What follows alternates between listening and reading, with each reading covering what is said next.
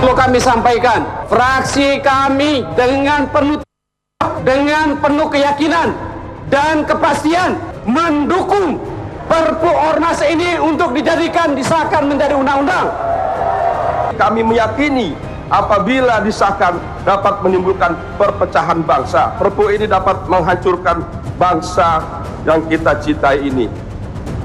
Bahwa yang menolak Perpu silahkan lewat jalur hukum ke MK.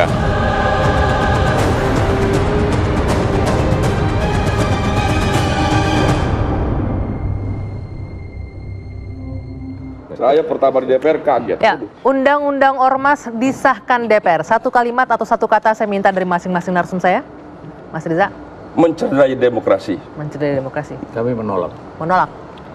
Kami akan segera sosialisasikan kepada seluruh elemen dan kementerian lembaga terkait. Oke. Waktunya ormas-ormas di Indonesia mengambil bagian untuk pembangunan negara. Oke.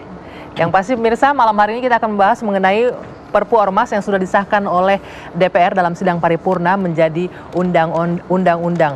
Dan di satu sisi pemerintah menganggap ini merupakan komitmen untuk menjaga Pancasila dari organisasi kemasyarakatan yang berideologi bertentangan dengan Pancasila. Di sisi lain, Perpu yang sudah disahkan ini dianggap mencederai demokrasi. Kita akan simak selengkapnya pembahasannya di dua sisi malam ini bersama saya, Dwi Anggia.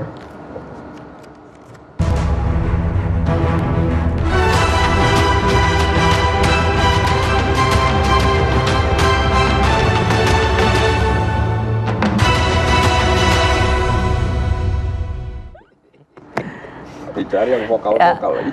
Terima kasih sudah hadir malam ini narasumber saya dari ujung sebelah sana. Saya perkenalkan dulu, ada Mas Ahmad Riza Patria dari fraksi Gerindra. Selamat malam. Selamat malam. Ada juru bicara HTI Pak Ismail Yusranto. Selamat malam. Assalamualaikum. Waalaikumsalam. Ya, dan sebelah kanan saya ada Bapak Sudarmo, Dirjen Politik dan Pemerintahan Umum Kemendagri. Selamat malam Pak. Selamat malam. Terima kasih sudah hadir. Dan dari fraksi Nasdem, Bang Joni G. Plate, selamat malam. Selamat malam, Anggi. Oke, saya ke Bang Joni dulu terlebih dahulu ya. Kemarin kalau kita lihat pengesahan Perpu menjadi undang-undang di paripurna cukup hangat sebenarnya ya, dengan ditolak oleh 3 fraksi saja. Tapi sebenarnya ini disetujui, alasannya apa dari 7 fraksi yang menyetujui ini? Jadi suasana paripurna Perpu Ormas nomor 2 kemarin itu adalah satu potret demokrasi Indonesia yang sudah mekar, ya sudah berkembang. Kita bisa berbeda pendapat, disaksikan oleh masyarakat, gitu ya. Dan saya kira hal itu baik untuk demokrasi. Kalau semuanya setuju saja, ya itu balik ke zaman dulu kita. Zaman sekarang demokrasi sudah berkembang. Nah, kalau terkait dengan mengapa undang-undang itu 7 fraksi setuju, ada 3 tidak setuju. Saya tentu tidak bisa menjawab dari sisi yang tidak setuju.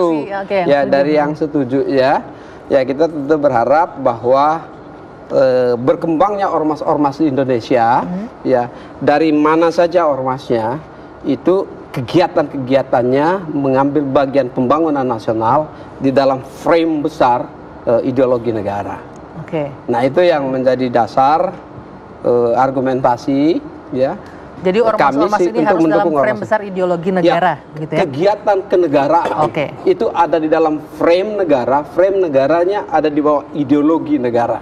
Yang tidak di dalam situ bukan bagian dari kegiatan negara. Sebentar. Nah, kalau kita lihat itu asumsi ya. Peta dukungan kemarin ada 3 fraksi yang menolak, termasuk diantaranya Gerindra yang profilnya sudah hadir malam ini. Mas Riza, mungkin Bapak-Bapak bisa melihat di depan layar terlebih dahulu. Ini ada 3 fraksi yang 7 fraksi yang menolak dan 3 fraksi yang 3 fraksi yang menolak. Ini ada Gerindra, PAN dan juga PKS. Selebihnya 7 mendukung. Mas Riza, apa yang menjadi poin terbesar penolakan untuk disahkannya Perpu ini kemarin? Ya bagi kami sebetulnya sederhana saja ya. Indonesia ini kan negara yang besar ya, negara yang sangat heterogen, agama, suku, adat, bahasa dan lain sebagainya. Itulah keberagaman kita dan kebinekaan kita dan kelebihan dan kebesaran bangsa kita. Dan memang harus dijaga semuanya.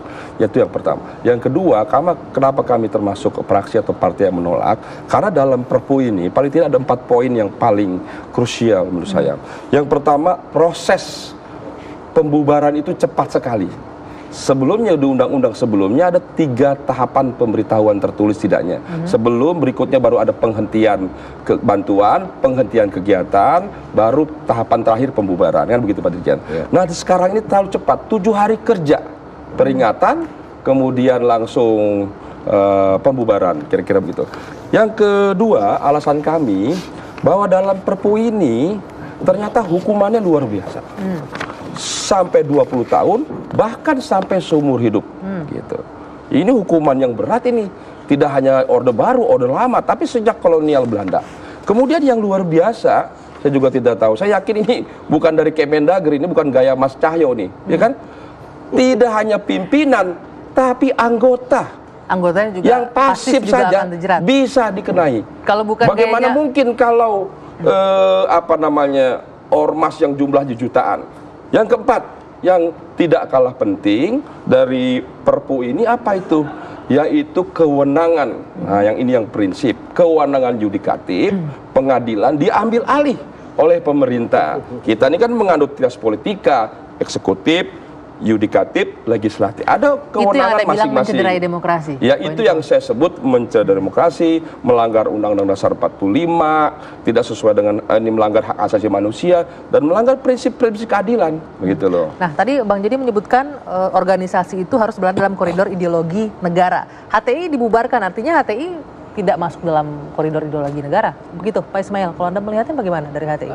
Kalau kita memandang, kita tidak punya masalah, oleh karena sesungguhnya apa yang kita lakukan selama ini itu adalah dakwah, dan jelas sekali tersebut di dalam anggaran dasar dan anggaran rumah tangga kita bahwa Hizbut Tahrir Indonesia adalah gerakan dakwah itu. Nah, dakwah itu kan menyampaikan ajaran Islam itu, dan negeri ini merdeka itu dulu juga dengan spirit perjuangan jihad itu, Islam itu. Jadi ada masalah apa dengan itu semua gitu. Karena itu sejak dari awal kita merasa bahwa apa yang kita lakukan itu sesungguhnya adalah sesuatu yang sangat baik, sangat mulia. Ini merupakan kewajiban agama dan sangat diperlukan di dalam usaha untuk perbaikan bangsa ini untuk menuju sebuah masyarakat yang diridhoi oleh Allah Subhanahu wa taala. Kita ini merdeka atas berkat rahmat Allah. Gitu. Nah, Pak Sudarmo, kalau kita setback sedikit ke belakang, artinya dipertanyakan ini ada masalah apa sehingga mereka dibubarkan. Ini contoh kasus ini ya, yang sudah menjadi dalam tanda kutip korban dari Perpu nomor 2 tahun 2017. Jadi begini, pemerintah ini membubarkan untuk sebuah ormas ini kan bukan sembarangan, ya. Tentunya melalui berbagai pertimbangan, melalui didukung dengan berbagai fakta, data yang ada. Saya sepakat apa yang disampaikan Pak Ismail ya, bahwa semakin banyak orang berdakwah untuk mengajak umat ini berbuat baik, itu suatu hal yang luar biasa, sangat bagus. Tetapi ingat bahwa dakwahnya ini jangan melenceng. Artinya bahwa jangan menyuarakan yang sifatnya ini bertentangan dengan Pancasila. Yang dari mana Pak bertentangan dengan Pancasila? HTI kan selalu berdakwah dengan mengedepankan khilafah. Kan sudah tahu, sudah paham lah apa artinya khilafah.